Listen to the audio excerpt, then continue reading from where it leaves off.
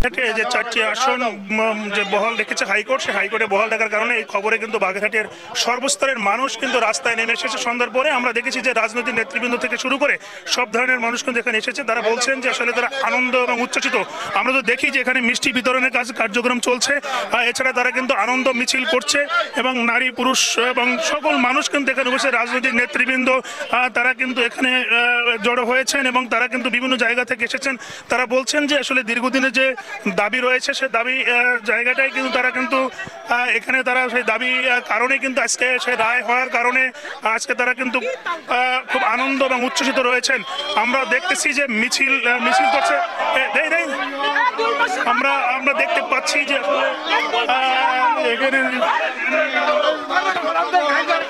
High court যে রায় যে 4টি আসনই বহাল রেখেছে এ কারণে আর কি এখানে মানুষ খুব উজ্জীবিত রয়েছে। কারণ দীর্ঘদিন ধরে যে হাইকোর্টের একটা রুল জারি করেছিল গত 16 সেপ্টেম্বর, এরপর থেকে আসলে যে রুলের যে আজকে চূড়ান্ত যে রায় হয়েছে সেই রায়তে কিন্তু 4টি আসনই বহাল রেখেছে। এর আগে 30 জুলাই কিন্তু এই একটি আসন কমিয়ে 3টি আসন বহাল রেখে কিন্তু তারা কিন্তু এই এখানে করেছিল। সেই জায়গায় কিন্তু তারা কিন্তু খুব অসন্তোষ চলছিল। এবং আজ আমি যদি বলি যে বাগেরহাটের এই আন্দোলন করেছে এবং 4টি রাজনৈতিক দল নেতৃবৃন্দ এবং সম্মিলিত জোটের মাধ্যমে কিন্তু এই কর্মসূচি তারা কিন্তু হাতে নিয়েছিল এবং অবরোধ এবং অবস্থান কর্মসূচি নির্বাচন কমিশনের তালা থেকে শুরু করে সব ধরনের কিন্তু তারা কিন্তু সিদ্ধান্ত নিয়েছিলেন যে তাদের আসন ফিরিয়ে দেওয়া হোক এবং আসন ফিরিয়ে দেওয়ার জন্যই কিন্তু আজ তারা কিন্তু এই দাবি দেওয়া তুলেছিলেন। এবং আজকে যে এবং 16 সেপ্টেম্বর যে আদালতে যে রিট করে এবং রুল জারি করে সেই রুলের কিন্তু শুনানি চূড়ান্ত হওয়ার পরে যে খবরটা এবং ছড়িয়ে পড়ে যে 4টি আসনই বাগেরহাটে বহাল থাকবে, মানুষের যে ন্যায় বিচার তারা পেয়েছে, বাগেরহাটবাসী যে ন্যায় বিচার পেয়েছে তারই কারণে আজ এই বাগেরহাটের বিভিন্ন নেতৃবৃন্দ এবং জড়ো হয়ে প্রেস ক্লাবের সামনে থেকে এবং তারা বিভিন্ন সড়ক কিন্তু প্রদক্ষিণ করছেন এবং তারা কিন্তু এখানে বিভিন্ন নারী নেত্রী রয়েছেন এবং সব ধরনের রয়েছে। আমরা দেখতে পাচ্ছি যে তারা এই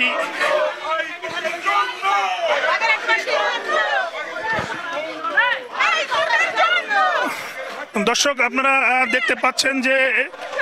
যে রাজনৈতিক নেতৃবৃন্দ তারা কিন্তু মুহুর্মুহু স্লোগান দিচ্ছেন এবং খুব আনন্দ। এবং এখানে আমরা দেখতে পাচ্ছি যে আসলে মিষ্টি বিতরণ করা হচ্ছে, মিষ্টি মুখ করানো হচ্ছে, আনন্দিত তারা কিন্তু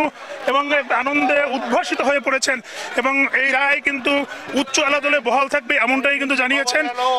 এই আমরা দেখতে পাচ্ছি যে সব ধরনের মানুষ